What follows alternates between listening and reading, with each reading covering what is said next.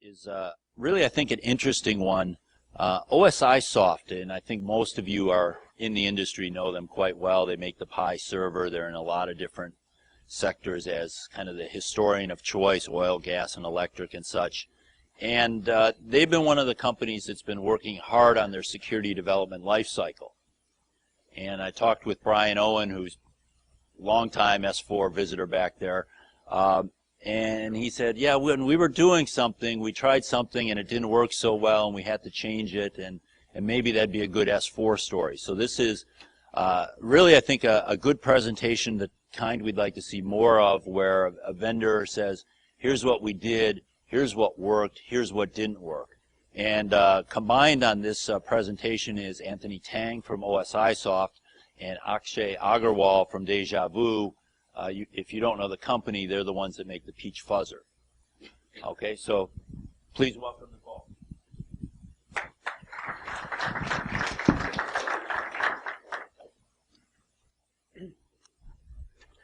Thanks, thanks, Dale. I think you gave away half my talk. So, just as a show of force, let me ask people. How many people over here or organizations actually use security fuzzing currently as a security technique? That's a fair number. How many organizations are looking to use fuzzing in the next 12 to 18 months? There are a few hands up as well. So our goal over here is to tell you about OSI's journey of fuzzing, and perhaps convince all the people who didn't raise their hands that security fuzzing is a good technique for you to consider doing. So what are we going to go over today? We'll give you a brief overview of what fuzzing is, present a non-ICS case study, and then the bulk of our talk will be about OSI's experience with security fuzzing, and Anthony will take over. And then we'll wrap it up by really talking about what can you do in your organization to essentially build a fuzzing program for yourself. So let's start with fuzzing. So fuzzing is essentially generating a large number of generally corrupt use cases, they're machine generated in most cases, and passing them through your solution with an idea of trying to attempt to find a failure mode. So if you find a failure mode, that's interesting, because you can take that failure mode, analyze it, and from that failure mode, hopefully find areas of vulnerability within your own solution. So why do people use fuzzing? It's really to create better software and integrate it within their security development lifecycle of any sense.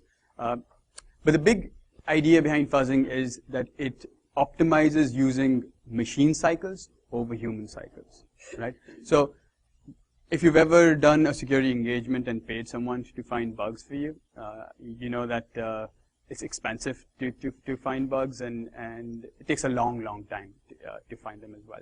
So what you could do instead is also use machine-generated test cases to find vulnerabilities for yourself. In many cases, those vulnerabilities do tend to be previously unknown vulnerabilities, and so anybody out there with a bug bounty program, it's a great way to find bugs for a bug bounty program. So let's talk about Peach really quickly. Peach is an open source fuzzing platform. It can fuzz anything that consumes data. So like network protocols, anything that consumes files, web services, DCOM, COM, RPC, etc. So essentially, if your solution consumes data, it can be fuzzed. It's extensible, so you can write your own data consumers and your own strategies. It's based on a monitoring system, and most importantly, it's cross-platform, so you can use it on any platform of your choice. You don't have to be stuck with Windows at all. So, fuzzing, how does fuzzing really work? What you do is you create a Peach bit, which is essentially a kind of a definition for the fuzzer to understand the protocol or the file format or any data consumer that you're using. Based on that, you pass that to the fuzzer. The fuzzer creates data that your application will consume. But it creates the data, but it mutates the data in intelligent ways. So it mutates the data so that the data that is being passed to the solution looks kind of all right, but is actually not the data that is expected by by your application. So you could change, say, length fields and give it bogus lengths, for example, and then you see how your solution behaves. In many cases, the solution will handle that correctly and will degrade gracefully. But in a lot of cases, solutions just blow up and you have a crash. You then need to analyze that crash to see whether that was actually through causes an exploitable vulnerability, or it's just an unhandled error or an exception, which may not lead to a vulnerability. So there are very many different scenarios that you can use fuzzing in. Traditionally, fuzzing, when it started off, was very simplistic, in which you just did very basic data mutations and had very simplistic scenarios. Now, fuzzing has evolved in which you can use fuzzing in a lot more complex ways. So, for example, over here I'm talking about multi-tier network fuzzing, in which you can essentially have a target machine and a back-end machine, or you can have as many number of target and back-end machine hops, each running their own agent. With a debugger and a capture agent, which then capture the data from the fuzzing core and send the data back for analysis to the fuzzer as well. So you can have a very complex deployment over here and still be able to see what happens at each stage of that data passing through the system itself. But what I wanted to focus on today for a mini conversation around fuzzing was file fuzzing. So for the case that I'm going to present to you next, this is the setup that we used. It was essentially you had Peach running. We had a publisher, and we had created PITs for Office, Microsoft Office version 2003 to 2010. Also OpenOffice 2003 to 2010. From those bits, we created definition files for that would be consumed by each of these versions of Office. But we mutated those versions, and we created approximately 1.5 million different mutations of expected files for each of these scenarios. We fed those into each of those programs. Those target applications had a debugger attached to them. Every time that the debugger, essentially the target application failed, the debugger caught that, which was passed to the Peach agent, and that went back to the Peach monitoring system. So essentially, that's how we collected all our data. So what were the results? So these were the results from this. So the results were, instantly we found that in 2003, Office had approximately 130 bugs in the system from fuzz that we could find with fuzzing. Some of them were previously unknown, were reported and fixed, since this was actually at a Microsoft conference. OpenOffice in 2003 did a little bit better. It had around 70 vulnerabilities in its system. But as you can see, the interesting thing about this graph is that from 2003 to 2007, there is a significant drop in what Office did. So anybody want to hazard a guess of why that happened?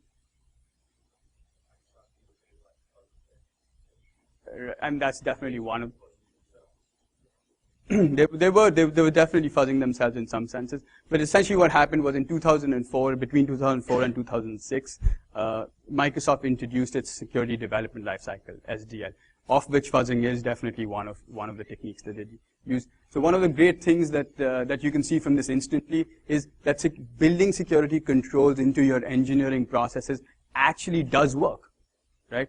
So it's not just overhead. It actually does work, and you have evidence of the fact that you can make a dramatic difference in the quality of your software if you build some of these controls. So this was interesting. If you're interested in details of more details about this particular case study, and we have a black hat presentation between Dan Kaminsky and Mike Eddington at Deja Vu and Dan from DocSpark at that point. You can go reference that. That has a lot more detailed information about this particular case study itself. Interesting things to note are these are only exploitable or probably exploitable bugs that we found. We actually did find many different crashes. So in some cases we found as many as 20,000 crashes. But many of those crashes led to the same vulnerability, or some of the crashes were not exploitable. So those are not here on this particular slide itself. Right? So the next question that really comes up is, okay, great, fuzzing is great. It can give you some vulnerabilities, but what are people really doing with fuzzing? So we did a survey of organizations in a security conference, in a few security conferences like this, just to ask, what were people doing with respect to fuzzing. So what we found was, we asked the question, does your organization currently use fuzzing as part of your software development lifecycle? So essentially what this means is fuzzing an integral part of your established software development lifecycle? So around 25% of the respondents said yes, that some amount of fuzzing was part of their software development lifecycle. What was interesting was that 42% of organizations had used some sort of fuzzing in the last 12 months, even though it wasn't part of their software development lifecycle as a formal process. More importantly, 61% of organizations were looking to use fuzzing in the next 12 months. But for me, the most interesting thing is this.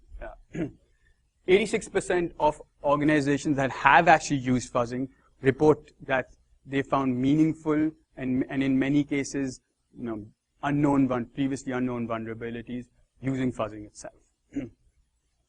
So with that, I'm going to hand it over to Anthony, who will walk you through OSI's process of maturing its fuzzing lifecycle.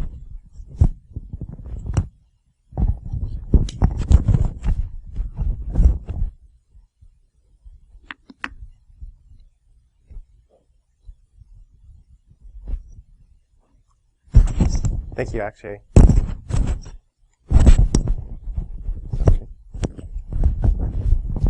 I'm Anthony from OSIsoft. I'm a software developer. And even though I am here to present to you the fuzzing story at OSI, I'm definitely not the only one who's responsible for everything that we did. There are people inside OSI and outside OSI that helped us on this journey. It was a lot of hard work and effort, including security managers, team leaders, trusted advisors, senior software developers, and myself. However, OSI haven't always been this accepting of fuzzing, and like all organizations, we kind of had to prove that this was actually worth the effort for us to put people on, spend time to actually fuzz. So let's take a look at our history. In 2005, Idaho National Labs fuzzes a Pi server and reports security vulnerabilities to us. Seeing this, we find that if we could fuzz and we could get security vulnerabilities and we fix them, this definitely leads to better software. So seeing this, a couple of years later, our security manager attempts to dumb fuzz our own protocols, our interface and server nodes, examines the message, and kind of can see that there are probably incorrect verification being done. In 2009, we take it a step up. We basically take our Modbus interface, and our developer develops a specific fuzzer just for that Modbus interface. So this is a really good effort.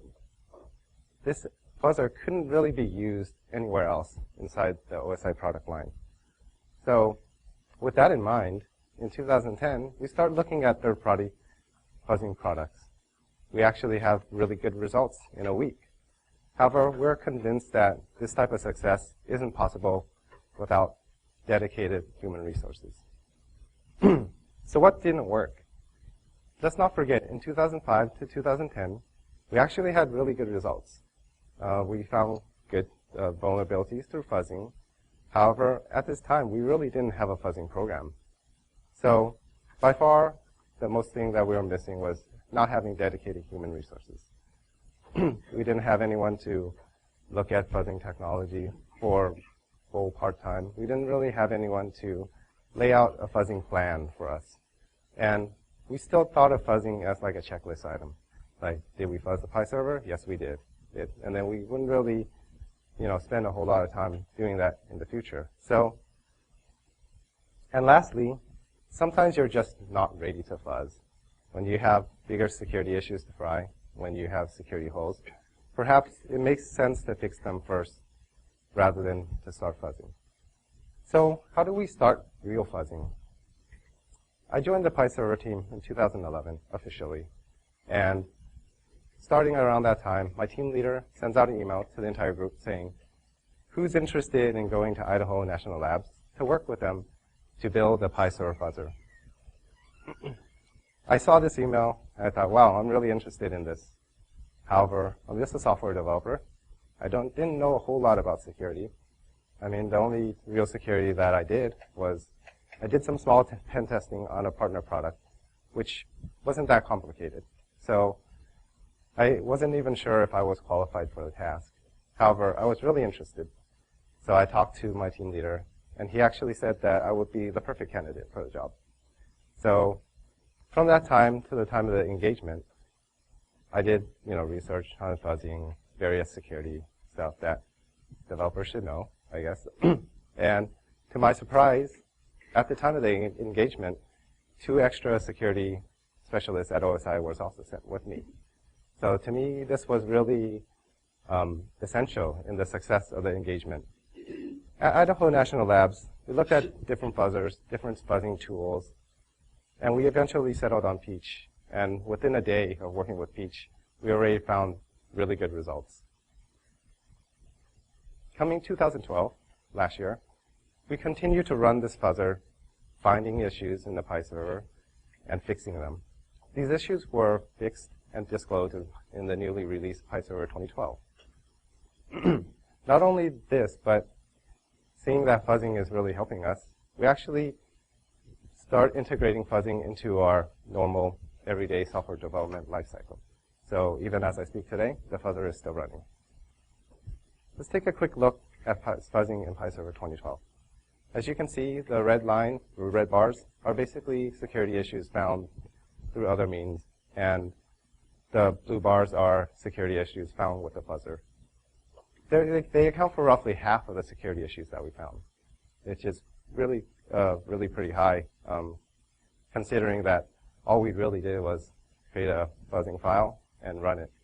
It's pretty much, we'll just monitor it every now and then to see if there was a crash. So what have we learned? We learned that a dedicated and passionate staff is definitely required, one that's interested in security and passionate about developing better software. We also learned that just developers can do good fuzzing.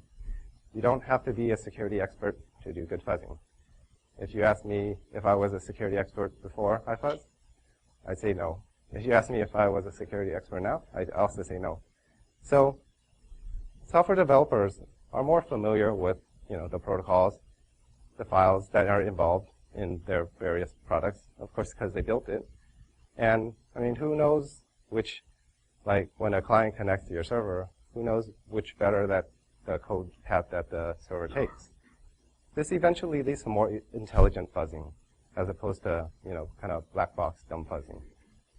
When doing fuzzing, also don't expect instant success. When we were at Idaho National Labs, we tried different things.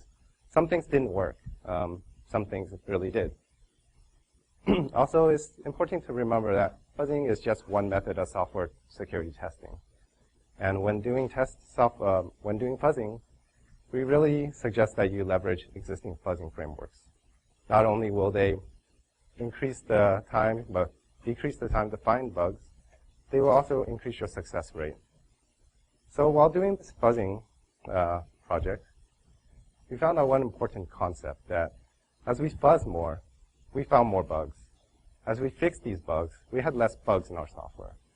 This increased our software quality. Since fuzzing also found security bugs, fixing these bugs also meant that we had better security in our software, which who can argue that that isn't a good thing?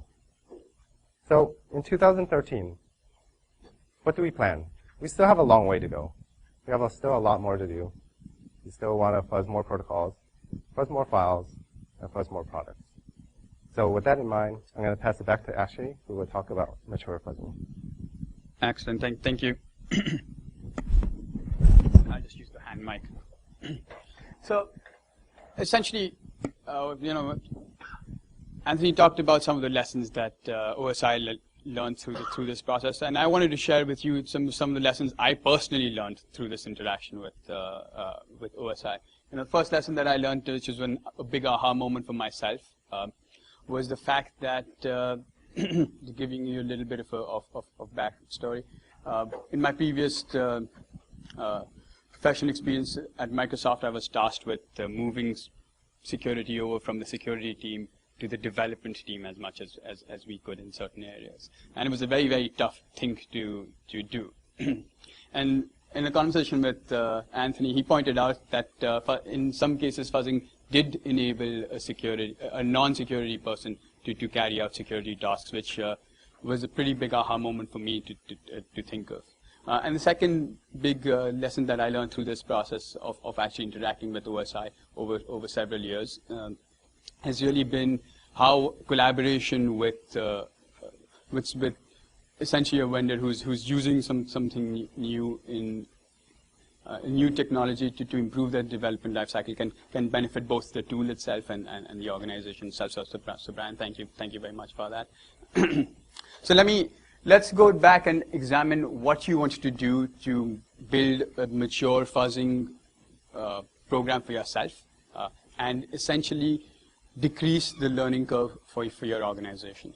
So from a technical perspective, any solution that you go with needs to be flexible enough that it can essentially use any of your own proprietary file formats or network protocols or any other data consumer that you may have. Because if you can't do that, you won't be able to fuzz anything that's specific to you. The second thing that you want to look at is scalability.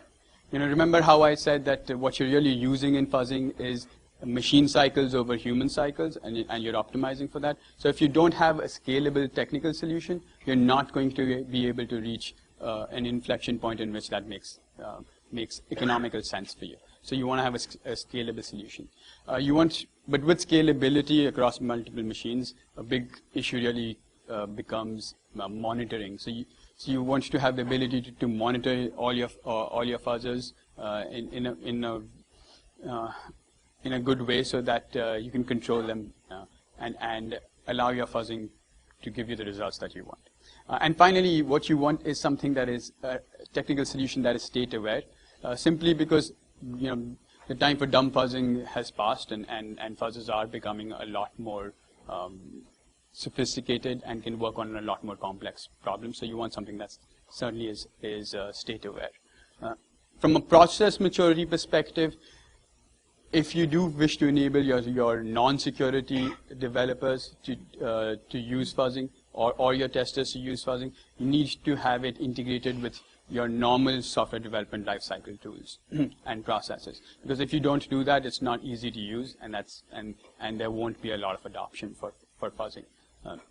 And finally, reporting and analysis needs to be good enough, both for tactical decision making as well as executive decision making, so that you can take decisions on what are vulnerabilities and what are not vulnerabilities, and the relative priority in terms of fixing them. So this is just the latest version of Peach, which is in beta right now. Essentially, what we're doing is advancing it for XML, and we've ported it over to C# and .NET. We're adding a lot of graphical tools and increasing speed and reliability. But essentially, what I wanted to throw out there was the fact that you should go out, try it, and you can write your own Peach bits and start fuzzing essentially pretty much instantly for yourself today, if you'd like. So what should you take away from this conversation today? Essentially, security fuzzing is a very powerful way of finding unknown vulnerabilities.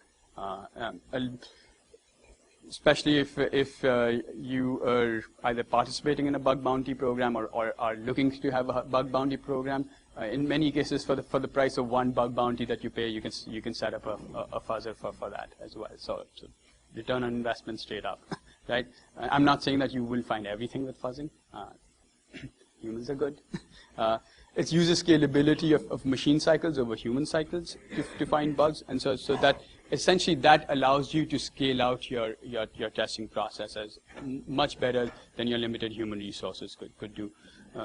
It also takes away the time scale, so you don't have to just do testing within the time period that you have for acceptance testing or just before you ship. You can continue to fuzz throughout the life cycle of your product. So you can continue to fuzz over several years and still find unknown vulnerabilities. So it's a really good investment in terms of time and effort, because it can continue over a long period of time. For an organization to have buy-in both at the executive and the tactical level is very important, as well as dedicated trained staff. I think Anthony made that point very, very clearly. And essentially, the industry is moving very rapidly towards adoption of fuzzing in their software development lifecycle as well.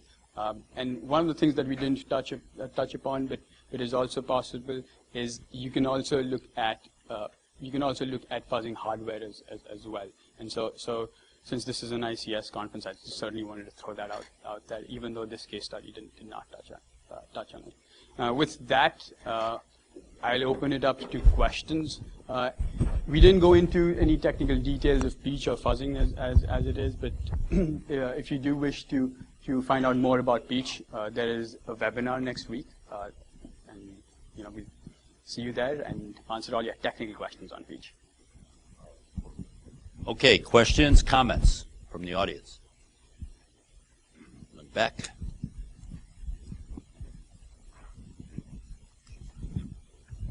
Brad Stigler, APL. When you started with your fuzzing these applications, can you talk a little bit more about the generation of the config file that you used to pass into Peach? And did you have any particular things, avoid this, do this, to generate more bugs, more problems with the actual software? So I'll answer the second part about different files, and I guess actually we'll talk about like the Peach-specific questions. So in general, we tried to model basically what was happening on the wire. We didn't do file fuzzing for the Pi server, so we were trying to model network fuzzing. So how we basically started out was that we listened to the wire using Wireshark, and then from there we generate file, basically protocol formats in which the Pi server accepts.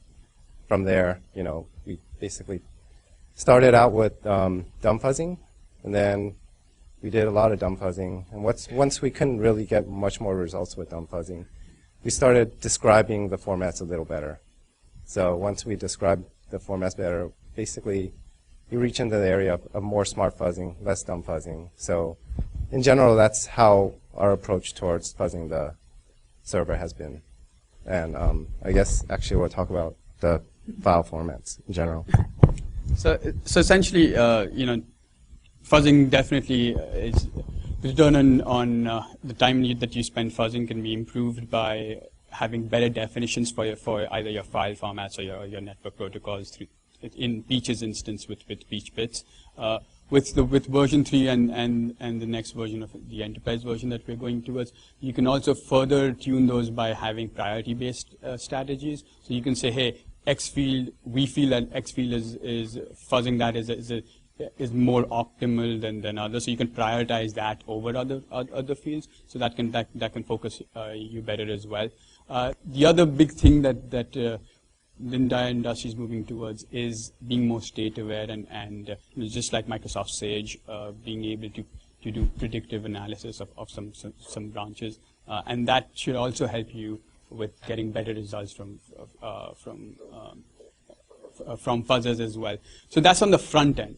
But there's also some aspects of doing things after you've gotten crashed results, which is the analysis of results. Because very often like with some intrusion detection systems, you can get massive number of crashes reported. But you need to really figure out which are the hotspots within those crashes. So there's some work being done on analysis of those to identify hotspots within them, so that you can quickly identify, what are probably exploitable versus what are not exploitable, and also what are clusters versus what are not clusters. So. Thanks. Steve Leskowski, IOActive. If you could fast forward 18 months into the future, and you kind of intrigued me with the summary at the very end, what would be different about your presentation if you were presenting it then? I mean, just once again, just forecasting the changes you expect to see. It would definitely be in Office 14. Just kidding. But yeah, I was looking for cheap laughs. What would be different? Essentially, would be we'd be talking a lot more about being state aware and certainly being able to work with more complex protocols. Especially one of the things that is difficult to work with fuzzing at this point is encrypted protocols and packet inspection. Sometimes is tough to work with. So those are areas that we're working on as well. I think that would be a little different. I also believe that scalability and the ability to massively scale is another area that the whole industry is dealing with at this point. So that would be a little bit different. And most importantly for the ICS community over here, hardware fuzzing is also something that's getting a lot more prominence, and so so you'll be seeing some improvements in that space as well. So those would be some of those areas that we'd be looking at. This is probably a question for Anthony and maybe Brian, but you. So let's say you have an owner-operator that's looking to buy equipment from a vendor and they want information on their security development lifecycle. Or you have a case where a vendor has a bunch of vulnerabilities that are discovered and you say, well, it's great you're patching those, but what are you doing so that we know there's not a ton more of simply found vulnerabilities? What would be fair for that owner-operator to ask the vendor in terms of evidence of the fuzzing program? What should we be able to get from a vendor saying, show me your fuzzing program and the results? I mean, the fuzzer itself, when you run it, it generates a ton of data. And, a lot of that type of data, I would say it's not very useful.